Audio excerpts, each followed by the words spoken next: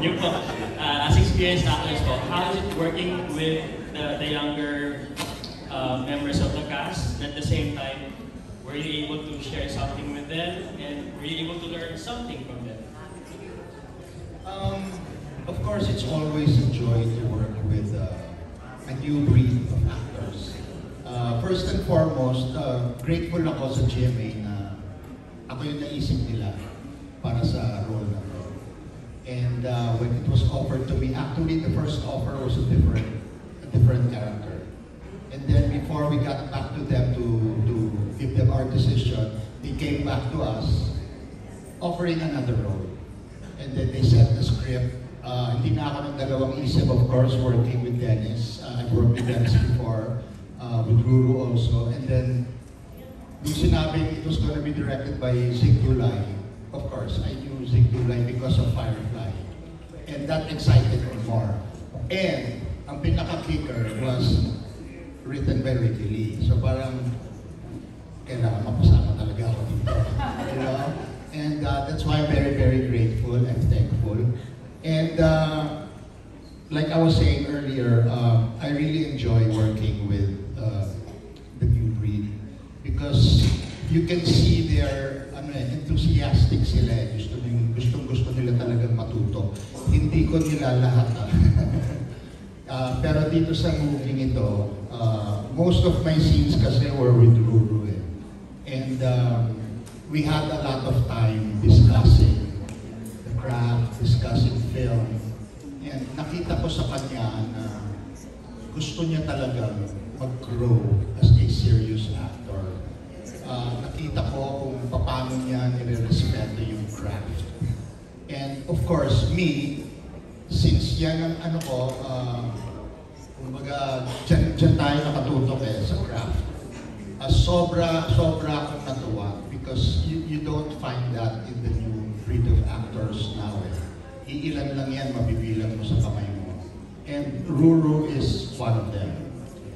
Si Dennis naman, although wala kaming eksena ni Dennis dito, but we've worked together sa TV before. And we were doing this circus project, ewan ko kung naalala mo, yung ginagawa natin yung Sugo. Ba nasa kotse tayo, nag-uusap tayo. And meron akong in-admit sa kanya na, of course, medyo reluctant ako to share this, but I will. Sabi ko, alam mo, Dennis, nung nanalo ka, remember, first award ko yata tayo. Yeah, that one. I think that was your first award, di ba? That was your first award, di ba? So, kung sino ba itong Dennis Trillo na to? Nagkabago-bago nanalo agad ng award, di ba? To make the long story short, napanood ko yung pelikula at kinain ko yung sinabi ko. Sabi ko, naman, kaya naman pala. At sinabi ko sa kanya, alam mo Dennis, magaling kang artista. Ipagpatuloy mo yan. And even now, kanina lang, after watching the trailer, sabi ko, Dennis, may magic ka. May magic ka. Diba? So, again, like, you know, sinasabi ko, proud ako and grateful na napasama dito. And thankful din ako na I was able to work with two very, I'm looking for the exact adjective. Two very, intense, passionate. There you go, passionate, intense, and hungry actors who look forward to do more impactful and meaningful projects. Kasi ganun din ako eh. Yun. You're an icon. Sunod po natin si Mr. Raul.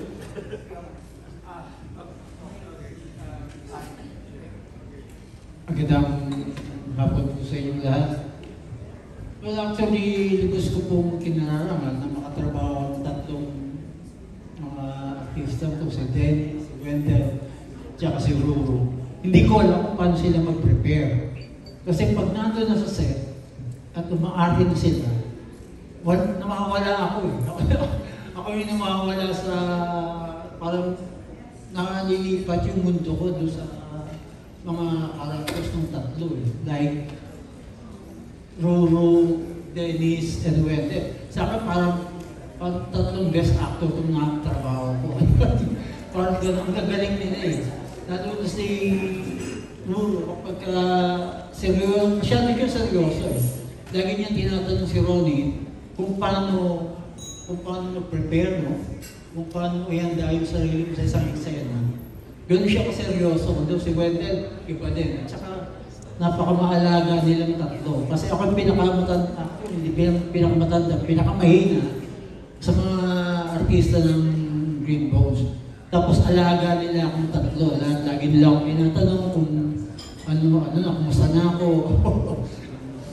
Si Miss Ange, tsaka si Sir Butts, nung makalimutan ko ng puso, alaga nila ako eh. Dinala ako sa ospital. Hindi pa makayag si Sir Butts tsaka si Sir JC na hindi ako dalhin sa ospital. So, napaka-tuloy ako. So, maraming salamat, Direk Sid. At ako'y napabilang dito sa pelikula mo at nakasama ko itong tatlo na to na sobrang ang gagaling. Thank you so much. Mr. Ronnie? Sa akin naman po, wala naman po akong tawag dito. Definition sa mga kung paano makatrabaho mga kapwa-artista ko. Para sa akin, palaging sariwa ang aking paningin sa mga bagay-bagay. Wala akong nilalagay na mga imahe. So, para tuloy-tuloy lang ang aking pagsasagawa at pakipagsalamua sa kapwa-artista ko.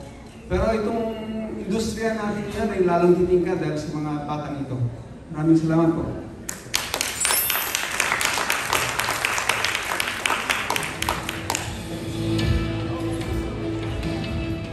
At dahil wala nang nagtitiwala sa kanila. Shena, sabi mo Shena. Shena? Shena. Mensahe para sa mga PDL na nawawalan ng pag-asa.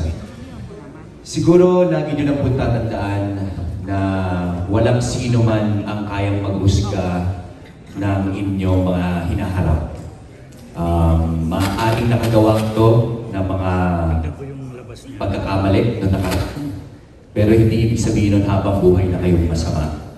At hanggat nananalig kayo sa ating Panginoon Diyos na meron siyang inilalaan na magandang buhay para sa ating lahat, mangyayari yan.